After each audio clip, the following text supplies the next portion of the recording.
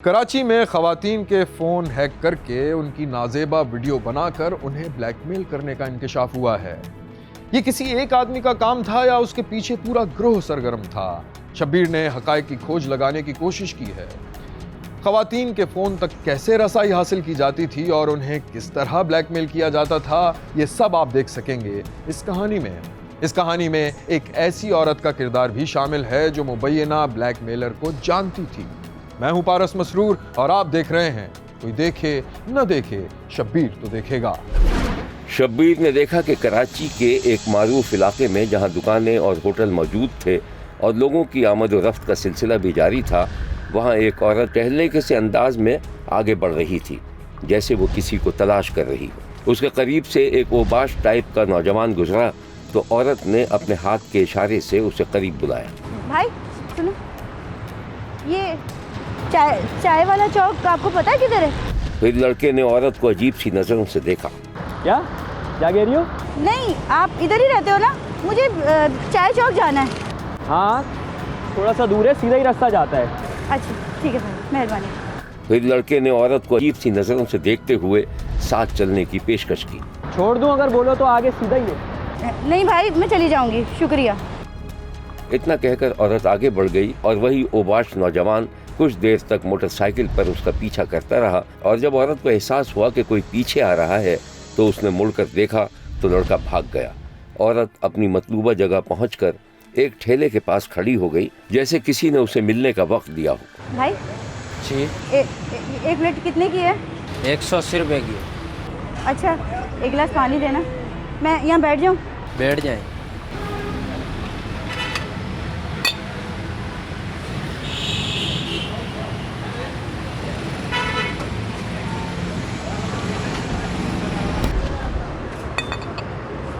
ये ले भाई, बड़ी मेहरबानी। औरत खासी बेचैन थी और किसी का इंतजार कर रही थी। गुमनाम सी ये औरत दरअसल समीर नामी एक शख्स से मिलना चाहती थी, जिससे उसकी व्हाट्सएप चैट के जरिए इस शर्त पर दोस्ती हुई थी कि वो जाती तौर पर उससे मुलाकात करेगा, वरना यह सिलसिला मजीद नहीं चल सकेगा। समीर और उस औरत के दरमियान राबता किस तरह हुआ, ये एक अलग दिलचस्प कहानी है जो कुछ यूं है। एक दिन वही औरत एक व्हाट्सएप मैसेज देखकर हैरान रह गई, क्योंकि व्हाट्सएप प्रोफाइल पर जो तस्वीर आ रही थी वो उसकी एक भांजी की थी, जिससे उसकी तकरीबन हर रोज ही मुलाकात होती थी और वो दोनों एक ही महल्ले में रहती थी। औरत ने फौरन ही भांजी को फोन मिलाया, लेकिन दूसरी तरफ खामोशी थी। दूसरी तरफ से मैसेज का जवाब मैसेज से ही दिया गया था। हुमैरा, तुमने व्हाट्सएप पर क्या भेजा है और मेरा फ़ोन क्यों नहीं उठा रही हो? 1 लाख रुपए? वो कैसे भाई, बताओ मुझे भी। तो क्या काम है, कैसे करना है? अरे भाई तुम ही समझा दो। अरे तो ये बात है, तो मैं कल ही तो तुम्हारे घर आई थी, मुझे बता सकती थी। अजीब सी बात है, खैर तुम्हारे खालू आएंगे तो उनसे पूछूंगी। हुमैरा की खाला से ये बात हजम नहीं हो रही थी कि उसकी भांजी 1 लाख रुपए कमा रही थी और इसके साथ साथ उससे इस तरह बात कर रही थी जो खासी बेतकल्लुफाना और खासी हद तक काबिले एतराज थी। शाम को जब हुमैरा का खालू घर आया तो हुमैरा की खाला अपने शौहर को लेकर भांजी के घर पहुंच गई। हुमैरा की खाला ने दरवाजा खटखटाया तो सामने उसकी भांजी और बहनोई मौजूद थे। अरे खाला आप? हाँ भाई। अम्मा, खाला जी आई हैं। हाय बेटा, पानी पिला दे। जी लाती हूँ। अरे नहीं, रुक, पहले मुझे ये बता, वो कौन सा 2 लाखों के ऑनलाइन काम कर रही है? हैं? ऑनलाइन? हाँ खाला मुझे क्या पता? खुद ही तो तुमने मुझे मैसेज करके बताया है। ये देखो। दिखाएं। देखो। खाला ये मैंने नहीं किया। क्या क्या कह रही हो?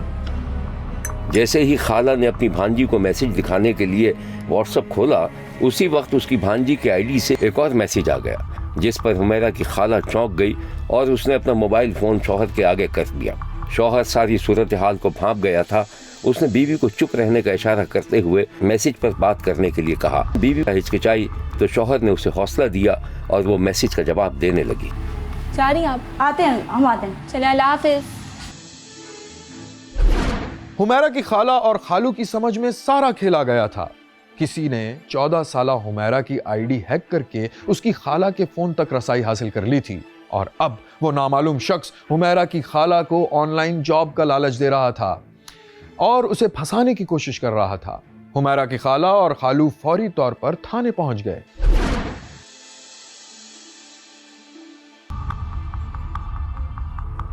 अस्सलाम वालेकुम। वालेकुम सलाम। जी बैठिए। सर एक कंप्लेन करवानी थी। किस तरह की कंप्लेन करवानी है आपने? सर एक आदमी है हमें ट्रैप करने की कोशिश कर रहा है। ये देखें मैसेजेस उसके। ठीक, तो आपने इसको ब्लॉक तो नहीं किया ना? जी सर, ये तो बहुत डर गई थी और ब्लॉक कर रही थी। फिर मैंने इन्हें कहा कि आप बात करती रहें और इसके बाद फिर हम आपके पास आ गए। ठीक,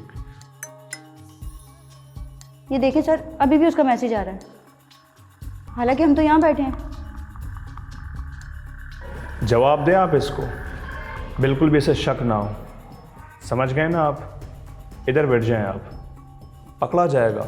आप परवाह ना करें, अपनी बीवी से कहें इसको इसी तरह एंगेज रखें जब तक वो मिलने का वादा ना करे। बस सर, मैं भी इनसे यही कह रहा था। बिल्कुल परेशान होने की ज़रूरत नहीं, पुलिस आपके साथ है। थैंक यू, शुक्रिया सर। चलें घर चलते हैं। Thank you sir. बेफिक्र रहिए। जी शुक्रिया। यहां लेते हैं एक छोटा सा ब्रेक। कहीं जाइएगा नहीं, हमारे साथ रहिएगा, क्योंकि कोई देखे न देखे शब्बीर तो देखेगा। हुमैरा की खाला की पूरी कोशिश थी कि किसी तरह वो मिलने का वादा करे ताकि पुलिस छापा मारकर उसे गिरफ्तार कर सके, लेकिन वो भी बला का शातिर था। मुलाकात के लिए तरह तरह की शर्तें लगाने लगा। ये सारी गुफ्तगू अब वो एक और आईडी से करता था जो कि किसी और लड़के की आईडी थी। जब भी हुमैरा की खाला उससे फोन पर बात करने के लिए कहती थी, वो वीडियो कॉल की शर्त लगाने लगता था। हुमैरा की खाला अपने शौहर की इजाजत से उससे रात भर दिलदारी की बातें करने की एक्टिंग करती थी और उसे यकीन दिलाती थी कि वो उसे पसंद करती है। शब्बीर ने देखा कि हुमैरा की खाला उसका शौहर सोने की तैयारी कर रहे थे कि उसी गुमनाम शख्स की कॉल आ गई। हुमैरा की खाला ने परेशान कुन नजरों से शौहर की तरफ देखा और शौहर ने मुस्कुराकर उसे बात करने की इजाजत दे दी। इतनी रात को किसका फोन आ गया?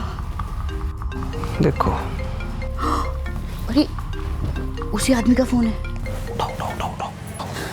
अरे उठाओ ना। हेलो, क्या हो गया तुम्हें? क्यों इतनी रात को फोन कर रहे हो? मेरे शौहर जाग रहे हैं अभी। उससे मिलने की जिद करो। यार तो इधर उधर हो जाओ ना, इतनी सारी बातें करनी है तुमसे। अच्छा रुको रुको। इधर हो जाओ।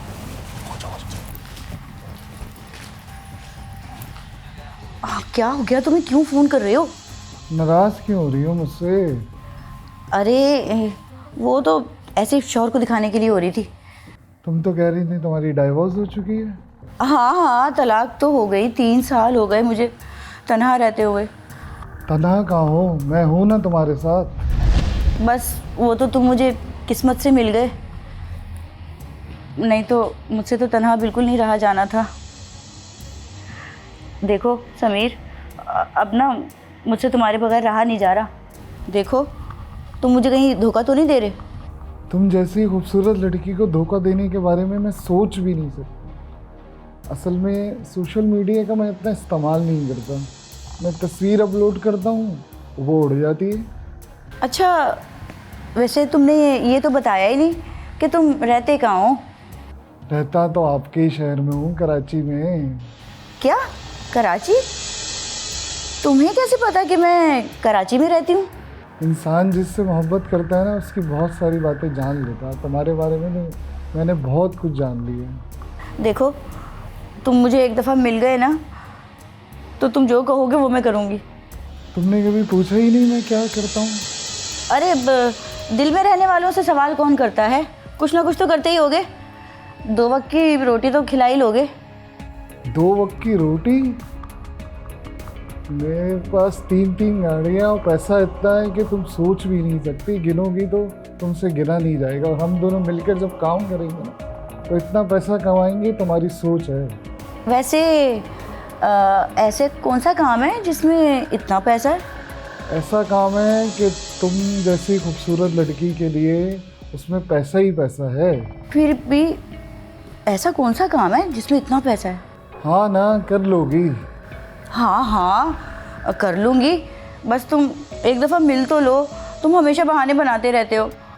तुम बताओ कब मिलना है? इतने दिन हो गए हैं, मिलते ही नहीं हो तुम। तो चलो परसों मिलते हैं। क्या? परसों? मैं जामा किलात पे आ जाऊंगा। अच्छा, तो ईदगाह के करीब आ जाना तुम, सही है? देखो, मैं 10 बजे पहुंच जाऊंगा। अगर तुम नहीं आई तो मैं चले जाऊंगा। ठीक है, सुबह 10 बजे, ठीक है।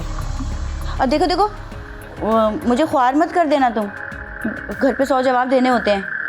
खुदा हाफिज। ठीक है, ओके, अल्लाह हाफिज। पुलिस की हिदायत के मुताबिक उस औरत ने ब्लैकमेलर को ईदगाह के इलाके में मिलने के लिए बुलाया। जैसे ही वो दोनों आपस में मिले, औरत के शौहर ने उसके हाथ से मोबाइल ले लिया था और पुलिस ने उसे गिरफ्तार कर लिया। ये बहादुर और गैरतमंद औरत कौन थी और पकड़े जाने वाले ब्लैकमेलर की क्या हरकतें थीं, आप खुद देख लीजिए। मैंने कहा मैं तुम्हारा नंबर ब्लॉक कर दूंगी, उसके बाद मेरा तुमसे कोई ताल्लुक़ नहीं, मुझे वर्क ही नहीं करना तुम्हारे साथ। जब तुम्हें एहसास नहीं तो मैं क्यों यकीन करूं भाई तुम पर? तुम्हें यकीन है मुझ पर? नहीं ना, मुझे भी नहीं है। ऐसे करके इसको बुलाया, ये आया।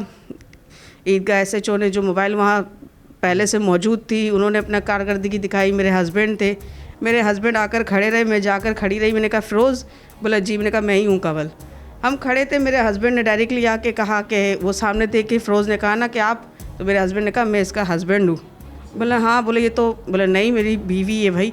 ऐसे करके एक सेल फ़ोन लिया। हमने कहा नॉर्मल सा लड़का है, एक सेल फ़ोन में मैसेज किए, ओके यहीं ख़त्म हो जाएगा, थोड़ा मार खाएगा यूँ। लेकिन जब यहाँ लाया गया ना, तो जो दूसरा सेल फ़ोन था ना, यकीन करें उसमें ऐसी चीज़ें थी कि डूब मरने का मकाम था। कि ये अगर ये मेरी ज़ाती औलाद होती ना, मेरी अपनी, मैं खुद इसे गोली मार देती कि ऐसी औलाद मुझे चाहिए ही नहीं। मगर उस माँ का जिक्र है, पता है हर जगह क्या बोलिए थाने में, कि जो लड़कियां हैं वो भी तो इसके साथ काम सर अंजाम दे रही हैं। 3-3, 2-2 हज़ार में जाने वाली लड़कियां हैं, तो तुम्हें अपने बेटे की गलती नहीं दिख रही? ईदगाह पुलिस की जानिब से कामयाब कार्रवाई की गई और इस कार्रवाई में एक ऐसे मुल्ज़िम को पकड़ा गया जो कि ना सिर्फ ख़वातीन की इज़्ज़तों के साथ खेल रहा था, बल्कि उनको ब्लैकमेल भी कर रहा था और वो एक हैकर के तौर पे भी यहाँ पे अपना जुर्म सर अंजाम दे रहा था। समीर नामी ये मुल्ज़िम है जिसके हवाले से बताया गया है कि गुलिस्तान जौहर राबिया सिटी का मुकीम है और ये गुज़िश्ता 1 साल से ये इस गंदे धंधे में मुलव्वस था, जिसमें ये ख़वातीन को एक लिंक भेजता था। उनके मोबाइल फ़ोन पे वो जैसी लिंक खोलती थी और उस लिंक को खोलते ही उस तमाम तर मोबाइल फ़ोन का या फिर उनकी आईडी का तमाम तर जो एक्सेस है ये मुल्ज़िम समीर उर्फ पीके अपने मोबाइल फ़ोन पे हासिल कर लेता था। कि 17 तारीख को एक लेडी हमारे पास आती हैं अपने हस्बैंड के साथ, और वो आके हमें ये इन्फॉर्मेशन देती हैं कि जी मेरी एक पड़ोसन है और उसकी एक बेटी है। उनके नंबर से मुझे कुछ दिनों से मैसेजेस आ रहे थे व्हाट्सएप पर, और अजीब सी वो मुझसे बातें जब करने लगा तो मैं उनके घर गई। जब मैं उनके घर गई और उस बच्ची को मैंने पूछा कि भाई तुम मुझसे किस तरह से बात कर रही हो और किस तरह से तुम मुझे मैसेजेस कर रही हो। दैन वो बच्ची क्या करती है, अपनी माँ को बताती है और वो उसका जो सेल फ़ोन है बच्ची का वो ले आते हैं। भाई देखें हमारी तरफ से ऐसा कुछ भी नहीं हो रहा। अच्छा सर, पता ये चलता है कि उसका जो मोबाइल है, उसकी जो व्हाट्सएप है वो हैक है।